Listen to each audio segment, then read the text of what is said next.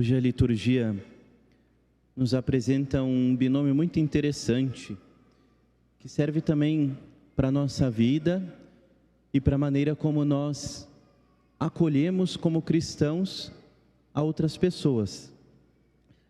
É o binômio que aparece na primeira leitura e aquele que se faz presente também no Evangelho. Na primeira leitura, o que a gente vê? Uma condenação. É tão triste, né?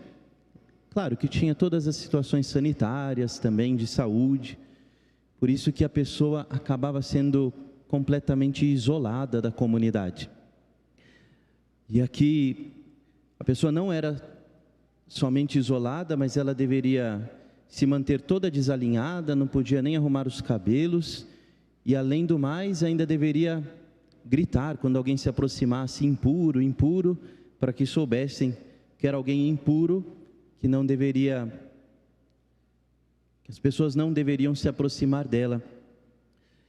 E aquele que aparece no Evangelho, a compaixão. Então a gente vê esse jogo entre a condenação e a compaixão, que é a maneira que Jesus age diante do leproso. Ele acolhe aquele homem, ele realiza o milagre, a cura dele, e o conduz novamente à cidade, à sociedade, ao templo, para que ele se apresente ao sacerdote e peça para ser diagnosticado como curado. E muitas vezes, infelizmente, isso acontece com a gente, né? A gente, com uma falta de atenção, sem rezar direito com a palavra de Deus, sem deixar com que a palavra de Deus caia no nosso coração e transforme a nossa vida, muitas vezes a gente, ao invés de agir pelo caminho da compaixão, a gente vai pelo caminho da condenação. Claro que não assim tão evidente como na primeira leitura, né?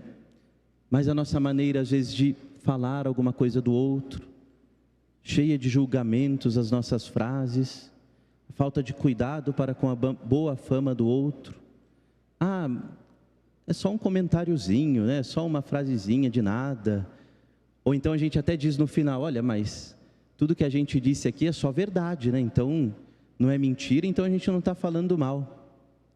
E no fundo, o que a gente está fazendo? A gente está se colocando num local, num pedestal, num local superior diante do outro e olhando o outro de cima para baixo, condenando os nossos irmãos e irmãs, muitas vezes amigos, amigas, familiares, e não indo pelo caminho de Jesus, que é aquele da compaixão. E a compaixão não é sentir dó do outro, né? Muitas vezes a gente confunde a compaixão com sentir dó, mas é fazer aquilo que Jesus fez. Ele é o Filho de Deus encarnado. O que significa esse? Que ele assumiu a condição humana por completo. Quando ele olha aquele leproso ali, ele sente compaixão no coração, por quê? Porque ele se coloca no lugar do outro. Inclusive, olha só que interessante, o que o Evangelho mostra para a gente? O leproso não podia entrar na cidade, não é isso? Tinha que ficar em lugares distantes, isolados. O que o evangelista Marcos diz para a gente? Que no final do Evangelho, por causa da fama de Jesus, ele não podia mais entrar publicamente numa cidade, ficava fora em lugares desertos. Então ele assume o lugar daquele homem que foi curado. Isso que significa a compaixão. Não é o olhar de cima para baixo, ficar com dó, mas é o acolher. O Papa Francisco nos fala isso de forma tão bonita, né? O único momento que a gente pode olhar de cima para baixo para alguém, quando que é? Quando nós estendemos a mão para ajudar aquela pessoa a se levantar. Então aqui hoje a gente vê esses dois caminhos, essas duas maneiras que a gente tem de se portar diante do outro e também às vezes conosco mesmos, né? Às vezes a gente tem uma rigidez tão forte com a gente e não vive essa compaixão que vem de Jesus. O que significa isso? Que ao invés de um caminho de santidade baseado num coração aberto para a ação de Deus, porque é Ele que transforma a nossa vida, a gente procura a todo custo a perfeição de vida. E aí não é esse o caminho, né? Não é essa rigidez, mas é a compaixão do coração de Deus que nos ama tanto, a ponto de assumir a nossa condição. E é tão bonito no Evangelho de hoje, porque o leproso vai mostrando aquilo que a gente tem que fazer na nossa vida. Papa Francisco hoje, na celebração de manhã, ele meditando sobre este Evangelho, nos diz que muitas vezes a gente tem uma lepra espiritual na nossa vida, no nosso interior. A gente vai se isolando dos outros, ou então tem aquele pecado que a gente sabe que incomoda, mas a gente já não luta mais contra ele. Ou então a gente, ao invés de, educar a nossa amabilidade, a gente educa o quê? O nosso distanciamento, a nossa rispidez. E tudo isso vai demonstrando que a gente tem uma lepra espiritual lá dentro, no nosso interior, na nossa vida interior, que precisa ser tocada por Jesus. E o leproso, ele se aproxima de Jesus, o que ele faz? Ele se ajoelha e entrega nas mãos de Deus aquela sua situação. Ele diz assim: se queres, tens o poder de curar-me. É tão interessante isso. Aquele homem estava sofrendo tanto, mas ele não chegou com uma exigência para Jesus. Primeiro, antes de tudo, ele teve coragem, aproximou-se do Senhor, percebeu que ali tinha algo diferente na presença de Jesus, com a presença de Jesus. Ele se ajoelha, tem uma atitude de humildade. A humildade é a atitude que mais toca o coração de Deus, que mais aparece no Evangelho. Se a gente for lendo com atenção, é a humildade, a virtude que toca o coração de Deus. E ele se coloca sob a vontade de Deus. Se queres, tens o poder de curar-me. É como se o leproso antecipasse a oração do Pai Nosso.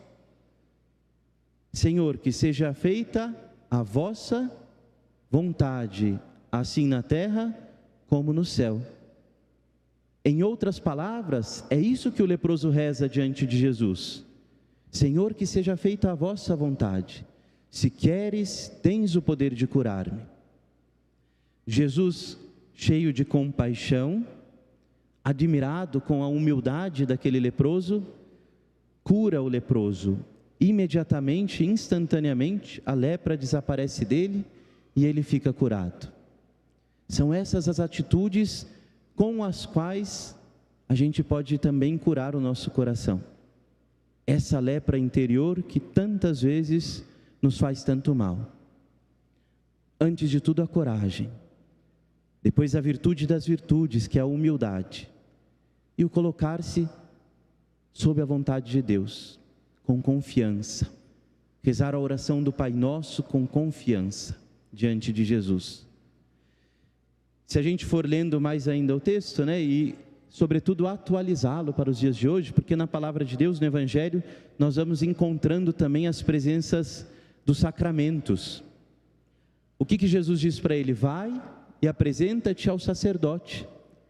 Qual que é o sacramento da cura na qual a gente deve fazer um exercício de humildade para receber o perdão, a salvação de Deus? Qual que é o sacramento? A confissão, a reconciliação. É esse o caminho que a gente faz nesse sacramento, não é? Quando antigamente tinha os genuflexórios ainda, a confessionário, a gente se ajoelhava: Padre, pequei, porque ali está a presença de Jesus. Quer dizer, cura-me. Tenho tantos males aqui no meu coração, no meu interior, que precisam ser curados. E com humildade, a gente apresenta para Jesus aquilo que, infelizmente, a gente não viveu bem. E aí o Senhor, com um abraço maravilhoso, nos acolhe, nos abraça, com a compaixão, nos dá a vida nova. Nós estamos agora praticamente às portas da Quaresma, então vamos fazer o propósito, nessa Quaresma, de nos confessarmos bem, de identificarmos essas lepras que atingem o nosso interior e com coragem, com humildade, sobretudo, nos aproximarmos do sacramento da confissão, da reconciliação e pedir perdão a Deus e, sobretudo, a cura do nosso interior. Nos colocarmos diante do Senhor e dizer: Senhor, eis-me aqui, se queres, tens o poder de curar-me. É isso que mostra o nosso salmo de hoje. Ele atualiza aquela cura do leproso para a nossa cura espiritual, a nossa cura interior. Por isso que a gente cantou de forma tão bonita, né? Senhor, sois para mim alegria e refúgio. Por quê? Porque Jesus é a alegria da nossa vida, quando a gente tem a coragem e a humildade de nos colocarmos diante dele e de dizer: Senhor, se queres, tens o poder de curar-me. Senhor, seja feita a vossa vontade, assim na terra como no céu. Vamos cantar o refrão do nosso salmo e reconhecer essa alegria que vem de Deus, que preenche a nossa vida quando nos colocamos diante do Senhor com essa humildade.